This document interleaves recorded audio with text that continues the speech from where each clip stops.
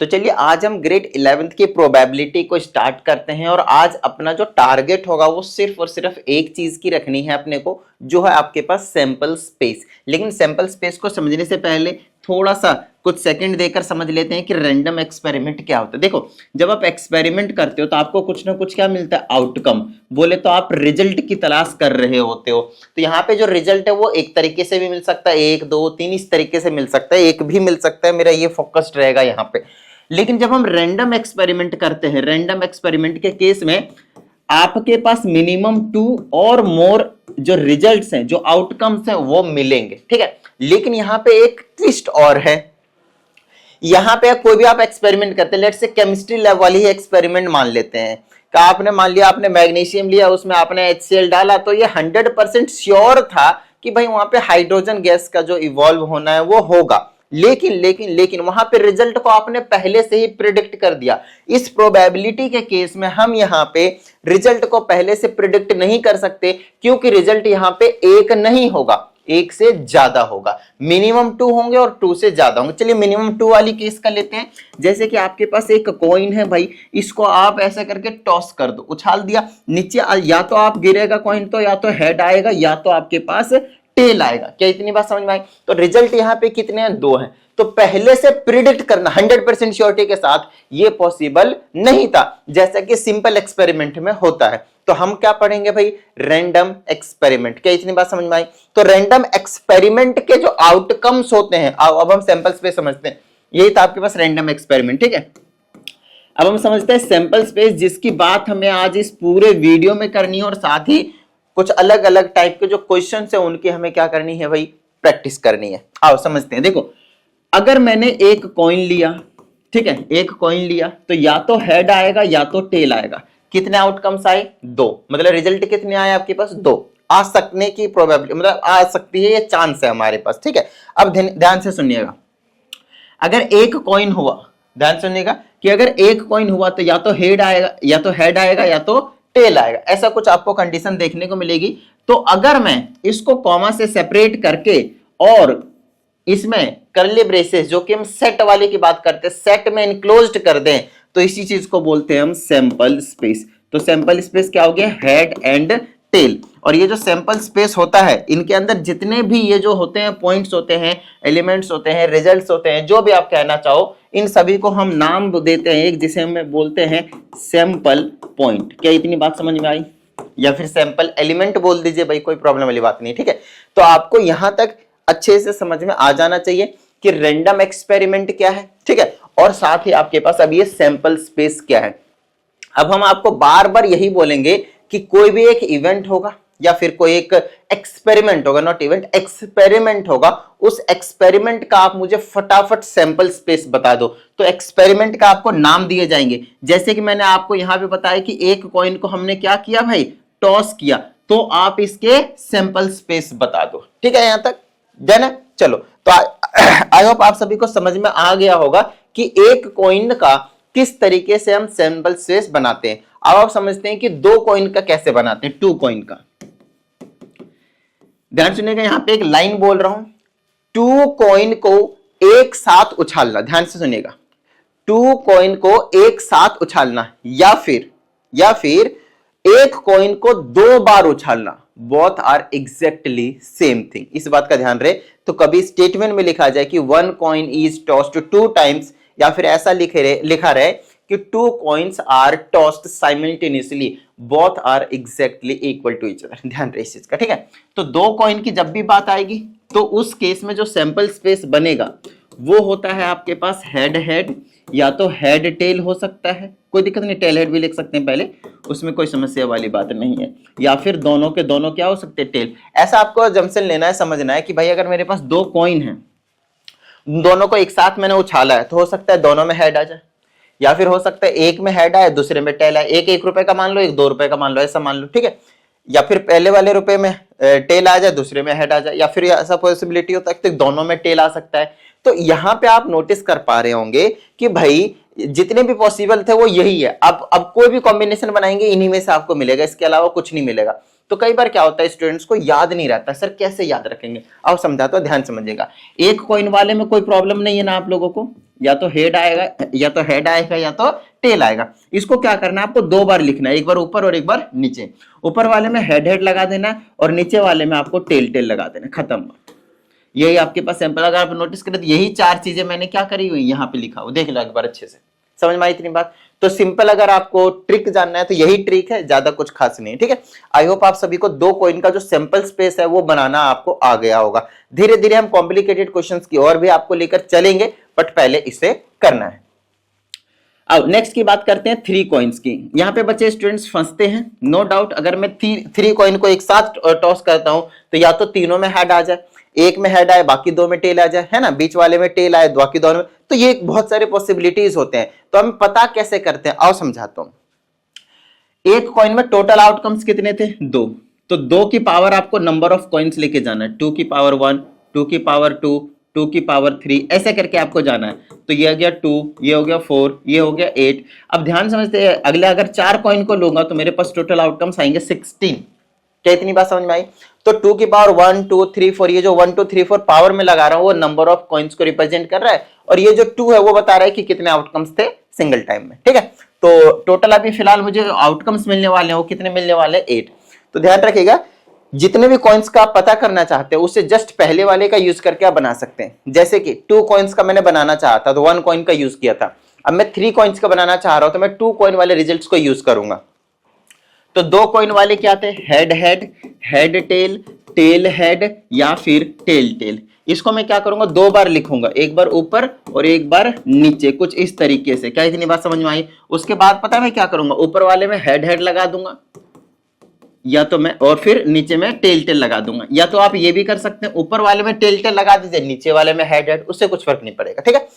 चलो भाई, तो ये जो है, ये जो निकल कर आया है ना हमारे पास, वो है आपके पास 3 कॉइन्स का सैंपल स्पेस, और यही आपके पास काम जो है वो बनाएगा। बताओ भाई, किसी भी तरह की कोई प्रॉब्लम। Very simple thing. चलिए, 1 कॉइन का आपको पता चल गया, 2 कॉइन का आपको पता चल गया, 3 कॉइन का भी आपको पता चल गया। इस तरीके से हम जल्दी जल्दी से एक बार सभी चीजें जो है वो निपटा देते हैं, ठीक है।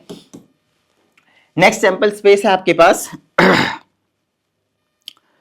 डाइस का ले लेते हैं, ठीक है ना, डाइस का ले लेते हैं। अगर मेरे पास एक डाइस होता तो आपके पास जो सैंपल स्पेस आता, अगर आपने कभी लूडो भी खेला हो तो आपको पता होगा, है ना, कि अगर मैं थ्रो करता हूं तो कुछ भी पॉसिबिलिटी हो सकती है 1 to 6 तक की। तो टोटल सैंपल स्पेस जो एक डाइस का होता है, 1 डाइस का, वो यही रहता है, इसके अलावा कुछ भी चेंज नहीं होता है। आइए अब बात करते हैं हम आगे की। अगर मैंने 2 डाइस लिया होता तो उस केस में आपसे ना 2 डाइस, तो इसमें प्लूरल फॉर्म में डाई लिख लीजिए। तो अब इसकी जो बात है ना वो हम करने वाले, ध्यान से समझिएगा, ठीक है। ये मैंने बनाया डाइस, और इसमें हर एक फेस में 1 to 6 तक लिखा हुआ है, नो प्रॉब्लम, ठीक है। मेरे पास ध्यान सुनिएगा, मैंने एक डाइस नहीं लिए, कितने लिए हमने, 2 डाइस लिए हुए। कितने डाइस लिए हमने, 2 डाइस लिए। अब इन 2 डाइस में, पहले डाइस में पॉसिबिलिटीज 1 to 6 तक है, दूसरे डाइस में भी पॉसिबिलिटीज कितने, 1 to 6 है, नो प्रॉब्लम। तो मैं क्या करूंगा, इधर वाले के लिख लेता हूं 1 2 3 4 5 6, पहले डाइस की पॉसिबिलिटीज, दूसरे डाइस के नीचे लिखिएगा 1 2 3 4 5 6। क्या इतनी बात समझ में आई, ठीक है। यहां तक कोई समस्या नहीं होनी चाहिए। आइए अब मैं ऐसा थोड़ा सा कॉम्बिनेशन बनाता हूं, ध्यान से समझिएगा। मान लेता हूं मैंने पहले डाइस को फिक्स रखा कि 1 आ रहा है, इसको फिक्स रखो, इसको पहला मानो, इसको दूसरा मानो, कोई दिक्कत नहीं है, या फिर इसको पहला मानो, इसको दूसरा, कोई दिक्कत नहीं। तो पहले डाइस का मैंने 1 फिक्स करा, तो दूसरे डाइस में भी मैंने 1 ले लिया। पहले डाइस का 1 फिक्स है, दूसरे में मैं चेंज कर रहा हूं, 2 आ जाएगा, फिर ये 1,3 आ जाएगा, फिर 1,4 आ जाएगा, 1,5 आ जाएगा, 1,6 आ जाएगा। पहले बताओ, इतनी सी बात समझ में आई आप लोगों को, ठीक है। अच्छा, अब मैं पहले डाइस में 2 फिक्स कर रहा हूं, तो 2,1 हो जाएगा, 2,2 हो जाएगा, 2,3 हो जाएगा, 2,4 हो जाएगा, 2,5 हो जाएगा, 2,6 हो जाएगा, एंड सो ऑन। आई बात समझ में। नेक्स्ट 3,1 हो जाएगा, 3,2 हो जाएगा, 3 लिखना है, 3,3 हो जाएगा। पहले वाले डाइस का एक नंबर फिक्स कर दो, दूसरे का पूरे 1 to 6 तक आपको क्या करना है, चेंज कर देना है। तो इस तरीके से आपके पास जो है वो कंप्लीट जो है आंसर वो देखने को मिल जाएगा। नेक्स्ट आपके पास 4,1 हो जाएगा, 4,2 हो जाएगा, 4,3 हो जाएगा, 4,4 हो जाएगा, 4,5 हो जाएगा, एंड 4,6 हो जाएगा। कुछ स्टूडेंट्स को आता है सर क्या हम इतना सारा सैंपल स्पेस बनाए करेंगे पेपर में। बिल्कुल भाई, इसको आपको बनाना पड़ेगा, और बनाने में कुछ टाइम नहीं जाएगा, ध्यान रखना है, ठीक है। नॉर्मल सी बात है, एक बार बस आप सीख गए, मजा आ जाएगा। 5,1, 5,2, 5,3, 5,4, 5,5 एंड 5,6 बनाने से क्या होगा, कुछ भी मिस्टेक के चांसेस नहीं रहेंगे, मिस्टेक के जो चांसेस है वो नहीं रहेंगे, ठीक है ना। सारी चीजें आप देखकर सॉल्व करोगे फिर सही रहा करेगा। तो 6,1 हो गया, 6,2 हो गया, 6,3 हो गया, 6,4 हो गया, 6,5 हो गया एंड फाइनली 6,6 हो गया। अब आपको काउंट कर लेना है कि टोटल सैंपल स्पेस कितने हैं। तो आपको साफ साफ दिख ही रहा है 6 रोज हैं, 6 कॉलम्स हैं, तो 6 6 36। तो टोटल जो सैंपल स्पेस आएगा वो कितने आएंगे भाई, 36। ये आपके पास सैंपल स्पेस हो गया 2 कॉइन्स का। बताओ भाई, सॉरी 2 कॉइन्स का कह रहा हूं, 2 डाइस का, ठीक है। इतनी बात समझ में आ गई, ठीक है, डन है। चलो ये तो बेसिक वाले थे जो आपको मतलब पता ही होना चाहिए, कंपलसरी वाले थे ये। लेकिन सैंपल स्पेस क्या यहीं पे रुक जाता है? यहां तक तो मैंने आप लोगों को ग्रेड 10 में भी करवाया हुआ। तो 11th क्लास में क्या अलग है? तो 11th क्लास में अलग है, और वो है आपके पास कभी कॉइन और डाइस को मिक्स करके पूछ लिया जाएगा, कभी कॉइन्स और बॉल्स को मिक्स करके पूछ लिया जाएगा, कभी डाइस और बॉल्स को मिक्स करके पूछ लिया जाएगा। तो ये मिक्स करके पूछने वाला सवाल क्या है भाई, आओ समझाता हूं। ये वाले सवाल मैंने अलग से लिख रहे हैं ताकि आप लोगों को समझा सकूं मैं बेहतरीन तरीके से। तो सबसे पहले समझते हैं पहला ये वाला क्वेश्चन। इसमें आपको साफ साफ दिख रहा है या नहीं दिख रहा है, बताओ भाई। Describe the sample space of random experiment. Experiment क्या है देख लो अच्छे से।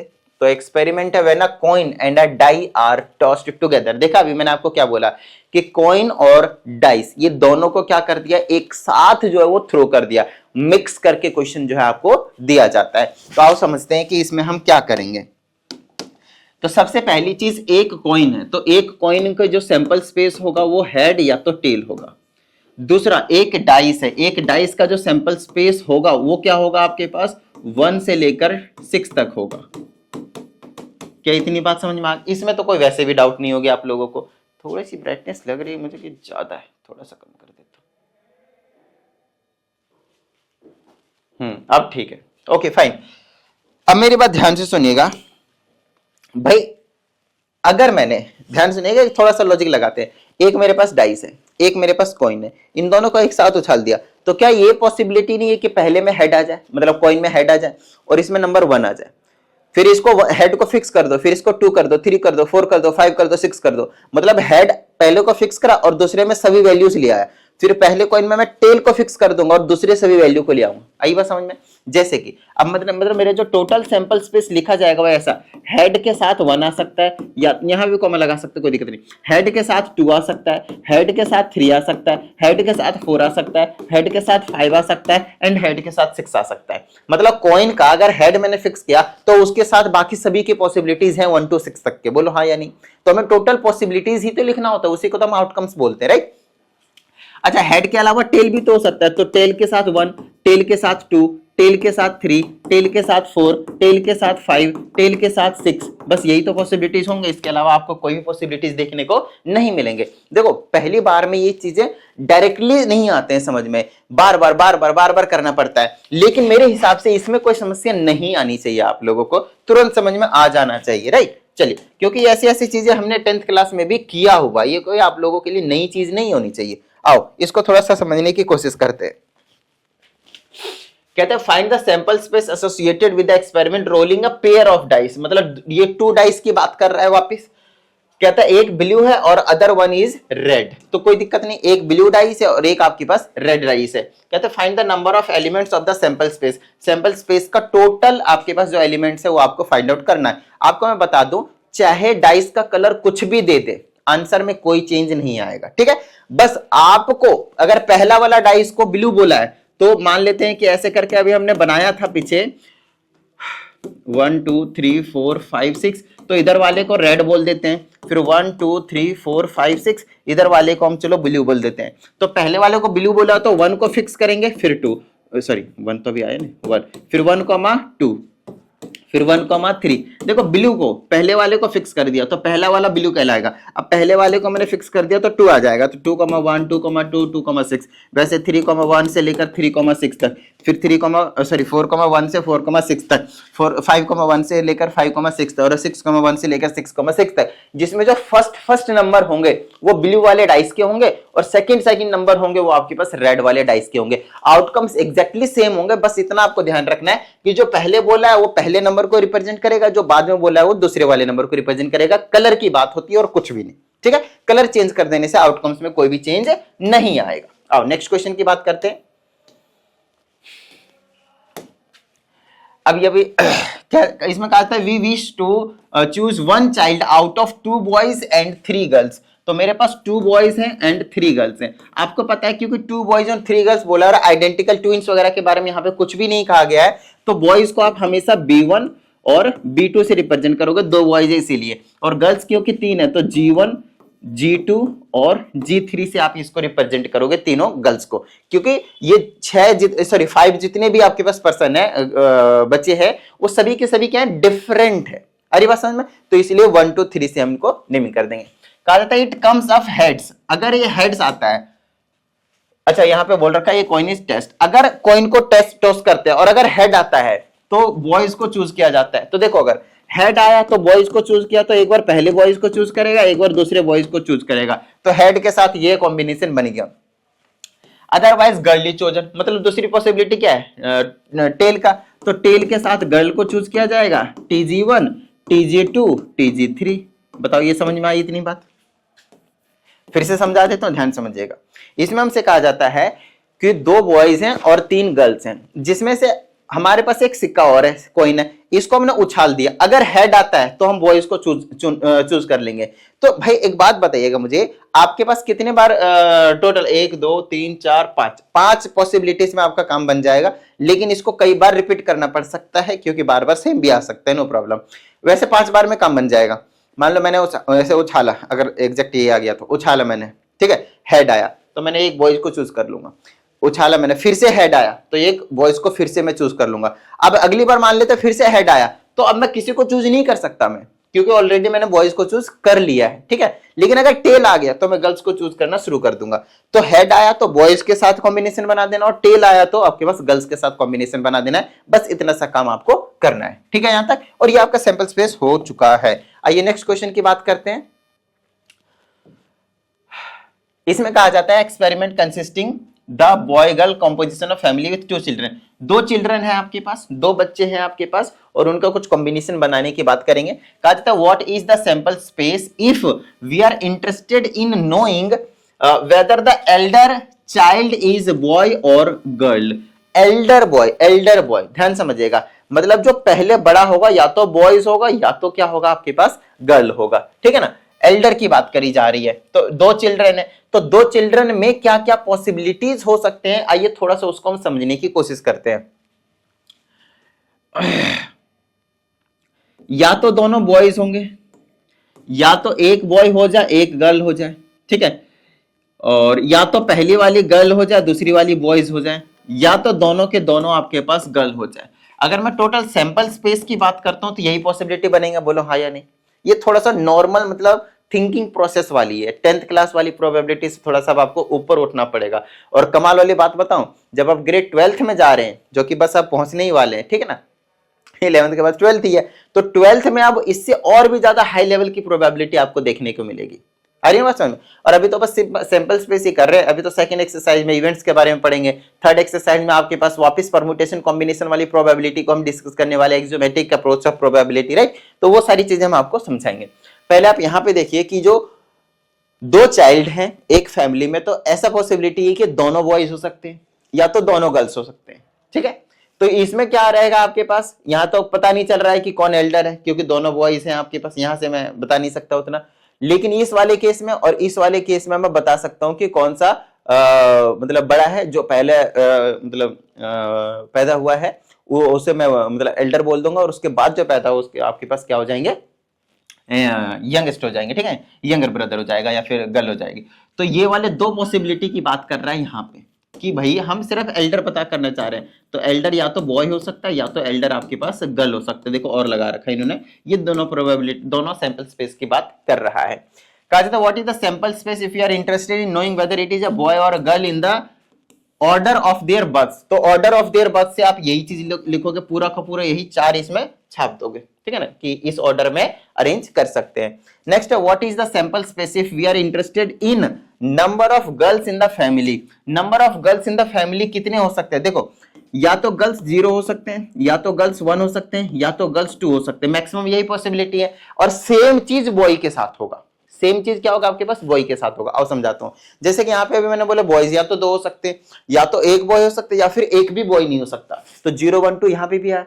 गर्ल्स में भी सेम है, या तो दोनों के दोनों गर्ल्स हो सकते हैं, या तो 2 में से कोई एक गर्ल हो सकती है, या फिर कोई गर्ल हो ही नहीं सकती है। यही पॉसिबिलिटी बॉयज के लिए, यही पॉसिबिलिटी गर्ल्स के लिए। अगर गर्ल्स की जगह यहाँ बॉयज लिख देता तो भी आंसर आपके पास एग्जैक्टली सेम होता। थोड़ा सा हमें अंडरस्टैंडिंग लेनी है, मतलब कुछ भी मतलब नहीं कर देना, ध्यान से, ठीक है ना। चलिए नेक्स्ट क्वेश्चन हमारे पास ये वाला। इसमें कहा जाता है हमसे कि एक बैग है जिसमें 2 रेड बॉल हैं और 3 ब्लैक बॉल हैं, ठीक है भाई। हमें सैंपल स्पेस बताना है। जब भी आप क्या करते हैं, एक बॉल को निकालते हैं, तो जब आप एक बॉल को निकालेंगे तो क्या निकल सकता है? क्योंकि 2 रेड बॉल हैं तो हमें यहाँ पे मेंशन नहीं किया गया है कि आइडेंटिकल है, तो आप इसको R1 एंड R2 से रिप्रेजेंट कर देंगे, ठीक है। और ब्लैक बॉल है तो B1 B2 B3 से आप रिप्रेजेंट कर देंगे। आइडेंटिकल जब तक ना बोला जाए तब तक आप इसको डिफरेंट मानकर चलेंगे। अगर आइडेंटिकल बोल दे तो ये R बोलेंगे, इसको B बोलेंगे और कुछ नहीं बोलेंगे, ठीक है। चलो, तो अगर एक ही बॉल ड्रॉ करता हूं तो इनमें से कोई सा भी ड्रॉ कर सकता हूं। तो मान लेते हैं R1 निकल गया, फिर आपके पास R2 निकल जाएगा, फिर आपके पास R तो है ही नहीं, अब ब्लैक बॉल निकलना पड़ेगा। ब्लैक बॉल निकाल दिया, ये मैं ऑर्डर में लिख रहा हूं, आगे पीछे लिख सकते हैं, इसमें कुछ भी फर्क नहीं पड़ेगा क्योंकि कोई भी आप बॉल निकाल सकते हो ना। पहले तो 5 थे, 5 निकल गए, खत्म बात। ये आपका सैंपल स्पेस, ठीक है। चलिए सेकंड बॉल की बात करते हैं। इसमें कहा जाता है assuming that the order is not important, but हम बॉल्स कितने निकाल रहे हैं? 2 निकाल रहे हैं। ऑर्डर मैटर नहीं कर रहा कि एक बार R1 और R2 ले लिया तो R2 R1 लेना जरूरी है, ये जरूरी नहीं है आपके पास, ठीक है ना। तो आप क्या कर सकते हैं, ध्यान समझो। मेरे पास है R1, मेरे पास है R2, ठीक है। फिर मेरे पास है B1, मेरे पास है B2 और मेरे पास है B3। क्या इतनी बात समझ में आई? और सैंपल स्पेस बनाने की कोशिश करते हैं। 2 बॉल लेना है आपने और कुछ नहीं। तो मान लो पहला अगर मैंने R1 लिया तो उसके साथ R2 ले सकता हूं या नहीं, इतना बता देना। समझ रहे हो मेरी बात को? ठीक है। अब R1 ले लिया तो ये भी ले सकता हूं, ये भी ले सकता हूं, ये भी ले सकता हूं। तो R1 को एक को फिक्स करके बाकी किया करो काम। क्या इतनी बात समझ में आई आप लोगों को? चलो नेक्स्ट की बात करते हैं। अब R1 को तो सबके साथ कॉम्बिनेशन हमने कर दिया भाई। अब किसका कॉम्बिनेशन करेंगे? R2 का। तो अब R2 के साथ R1 की कॉम्बिनेशन करने की कोई जरूरत नहीं है। क्यों? क्योंकि इन्होंने बोला ऑर्डर इंपॉर्टेंट नहीं है। तो हम R2 का कॉम्बिनेशन बनाते चले जाएंगे किसके साथ? B1 के साथ। अब देखो R2 कहीं पे भी B1 के साथ नहीं आया होगा, लेकिन R2 आपके पास ऑलरेडी आ चुका है किसके साथ? R1, इसीलिए हमने उसको वापस नहीं लिया। तो इतना हो गया R2 B1। अब R2 की कॉम्बिनेशन आप B2 के साथ भी बना सकते हो और R2 की कॉम्बिनेशन आप B3 के साथ भी बना सकते हो। और कोई कॉम्बिनेशन बन सकता है क्या? जब हम 2 बॉल निकालेंगे तो यही कॉम्बिनेशन बनेगा मेरे हिसाब से। एक बार आप देख लीजिए, ठीक है ना। 2 balls assume order is not important, तो R1 R2 ले लिया और यहाँ पे हमने इनकी कॉम्बिनेशन बताया। ऑर्डर इंपॉर्टेंट नहीं बताया था तो उसमें हमने वापस जो है वो रिपीटेशन नहीं किया हुआ है। Got it? चलिए नेक्स्ट क्वेश्चन की बात कर लेते हैं। अब इसमें कहा जाता है कि हमारे पास एक बैग है जिसमें कंटेन्स हो रहा है आपके पास एक रेड बॉल और 4 आइडेंटिकल ब्लैक बॉल्स। तो ध्यान रहे, एक रेड बॉल है तो R से रिप्रेजेंट करा और 4 आइडेंटिकल ब्लैक बॉल है तो 4 हैं, लेकिन वो सारे के सारे क्या है? ब्लैक बॉल ही है। तो मैं उसको B1 B2 B3 B4 से रिप्रेजेंट नहीं करूंगा। ये भी मैंने बस लिखा है, सैंपल स्पेस नहीं है, मैंने बस लिखा है, जो इन्फॉर्मेशन दिया था वो चीज। अब आते हैं क्वेश्चन पे। अगर मैं एक बॉल ड्रॉ करता हूं तो वो क्या मिल सकता है? तो इसके लिए सैंपल स्पेस क्या हो जाएगा? या तो वो रेड मिलेगा या तो वो ब्लैक मिलेगा, इसके अलावा और आपको कुछ भी नहीं मिल सकता। समझ रहे मेरी बात को? बेशक 4 बॉल रख रखा हो क्योंकि वो सभी के सभी क्या आइडेंटिकल, पीछे वाला केस नहीं है, डिफरेंट वाले, ठीक है। चलिए कहते हैं अब हम 2 बॉल को ड्रॉ कर रहे हैं, लेकिन 1 by 1 assuming that after drawing 1 ball it is replaced before the drawing the second ball. हमें 2 बॉल निकालने 1 by 1। एक बॉल निकाला और उसको हमने रिप्लेस कर रहे हैं, वापिस जिसमें से निकाल रहे हैं बॉक्स वगैरह में से, उसको वापिस रख रहे हैं। तो मान लेते हैं हमने रेड निकाला पहले, ठीक है, और वापिस रख दिया। वापस रखने के बाद फिर से निकालूंगा तो फिर से रेड निकलने की पूरी प्रोबेबिलिटी, कोई दिक्कत वाली बात नहीं, निकल सकता है। समझ रहे मेरी बात को? ठीक है, अब दोबारा से मैंने हाथ लगाया, रेड निकालो तो क्या निकल सकता है? ब्लैक निकल सकता है। ये दो पॉसिबिलिटी हो गई, लेकिन हो सकता है पहला वाला ब्लैक भी तो निकल सकता है, फिर दूसरा वाला वापस ब्लैक निकल सकता है। बोलो हाँ या नहीं? ठीक है ना, दो बॉल निकल गए, फिर पहला ब्लैक निकला तो हो सकता है दूसरा वाला क्या निकल जाए? रेड। इसके अलावा और कोई पॉसिबिलिटी नहीं बनेगी। सिंपल, ये थोड़ा सा दिमाग लगाकर ऐसा करना होता है, थोड़ा सा मतलब प्रैक्टिस करते रहेंगे तो हो जाएंगे, कोई दिक्कत वाली बात नहीं। आइए नेक्स्ट क्वेश्चन की बात करते हैं। कहते हैं one die of red colour and one die of white colour and one blue colour are placed in a bag. तो हमारे पास एक बैग है और इस बैग में 3 डाइस है, पहला डाइस, दूसरा डाइस, तीसरा डाइस। पहला रेड है, दूसरा ब्लू है, नहीं दूसरा व्हाइट था, कोई दिक्कत नहीं, ये व्हाइट है आपके पास और इसको हमने ब्लू बोल दिया। कहते हैं एक डाई को हमने सेलेक्ट किया और रेंडमली इसको रोल्ड कर दिया। Describe the sample space. मजा नहीं आया इसमें? कुछ तो क्वेश्चन में गायब है भाई। आओ इसको थोड़ा सा और क्रिएटिव बनाते हैं। इसमें कुछ मिसप्रिंट है, कोई दिक्कत वाली बात नहीं, इस मिसप्रिंट को हम सही करते हैं आपके लिए। 3 डाइस था, इनमें से कोई सा हमने एक चूज करा, इनमें से क्या करा हमने? कोई सा एक चूज करा, और मान लेते हैं हमारे पास एक कॉइन भी है। क्या है हमारे पास? एक कॉइन है, ठीक है ना। तो एक कॉइन को और एक किसी भी डाइस को लिया रेंडमली और उसको हमने थ्रो किया। तो अब हमें सैंपल स्पेस बनाना है। तो देखो कॉइन को अगर मैं लेता हूं तो या तो हेड आएगा या तो टेल आएगा भाई, ठीक है। और इनमें से कोई सा चूज कर लो, मान ले पहले रेड चूज कर लिया मैंने, तीनों के साथ करना है, पहले रेड चूज कर लेते हैं। और यहां से मान लेते हैं कि क्या आ जाएगा मेरे पास? क्या आ जाएगा मेरे पास? हेड। तो हेड के साथ रेड वाले के क्या आ जाएगा आपके पास? HR1 लेते हैं, रेड का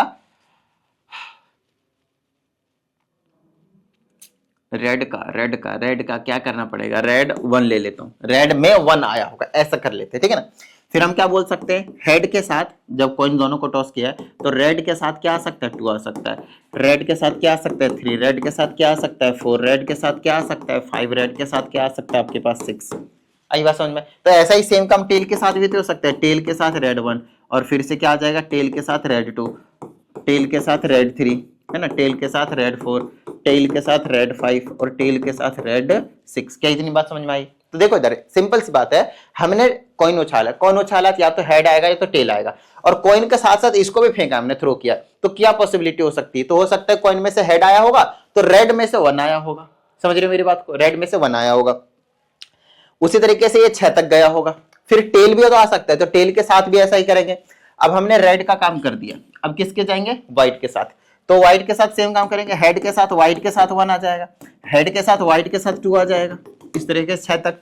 फिर टेल भी ले लो, टेल के साथ व्हाइट 1, टेल के साथ व्हाइट 2, टेल के साथ व्हाइट 3, ऐसे करके आपके पास चलता रहेगा। ये अभी दूसरा भी काम कर दिया हमने, अब तीसरा का बचा है, सेम काम करोगे, ठीक है। हेड के साथ ब्लू वाला 1 आ सकता है, राइट, हेड के साथ ब्लू वाला 2 आ सकता है, ऐसे करके आगे जो है वो चलता रहेगा। क्या इतनी बात समझ में आई आप लोगों को? डन है? चले आगे, चलिए भाई।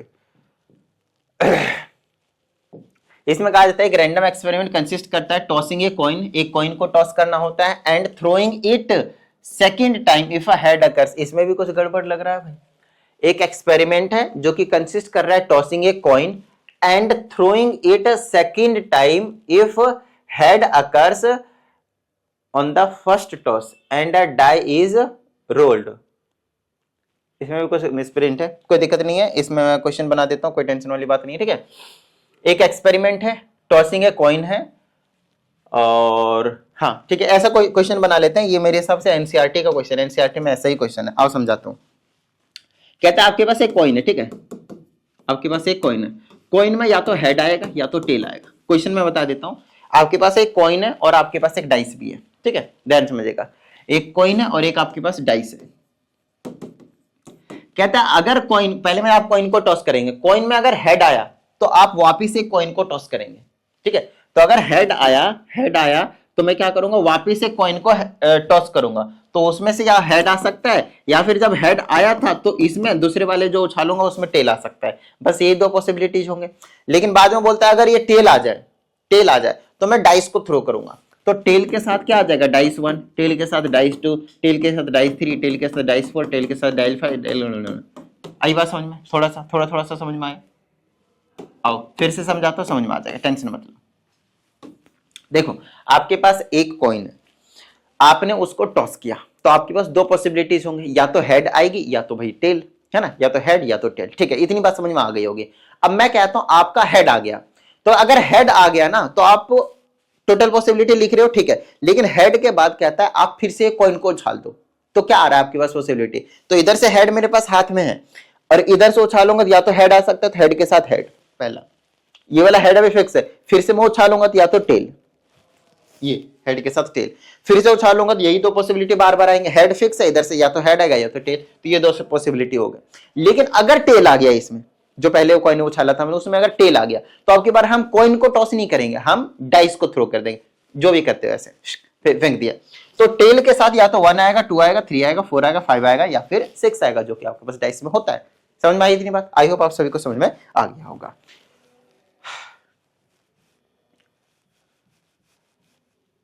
और कितने क्वेश्चन? ठीक है, अब इस क्वेश्चन की बात करते हैं। इसमें हमसे कहा जाता है a coin is tossed, if it shows tail we draw a ball from a box which contains 2 red ball and 3 black balls, it shows head we throw a dice. Simple, अभी जो हमने पीछे करवाया वही क्वेश्चन है, फिर से बता देता हूं, ध्यान समझिएगा।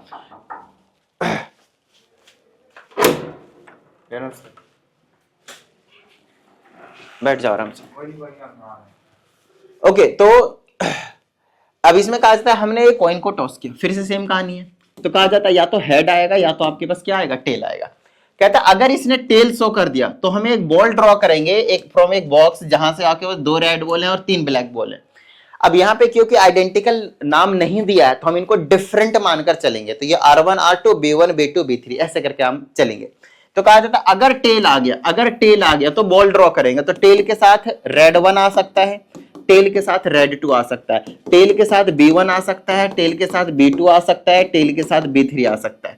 आप स्टार्टिंग में मेंशन कर देंगे कि let the red balls be R1 and R2 and the black balls be B1 B2 and B3। ठीक है, नेक्स्ट कहा जाता है लेकिन अगर ये हेड शो कर देता है तो हम क्या करेंगे, डाइस को थ्रो करेंगे। तो अगर हेड आया तो डाइस थ्रो करेंगे, तो हेड के साथ 1 आ सकता है, हेड के साथ 2 आ सकता है, हेड के साथ 3 आ सकता है, हेड है, अचानक से टेल कैसे लिख दिया, हेड के साथ 3 आ सकता है, हेड के साथ 4 आ सकता है और हेड के साथ 5 भी आ सकता है एंड हेड के साथ फाइनली 6 आएगा और आपका जो काम है सैंपल स्पेस का वो तैयार हो जाएगा, सेट के अंदर एनक्लोज कर देना है।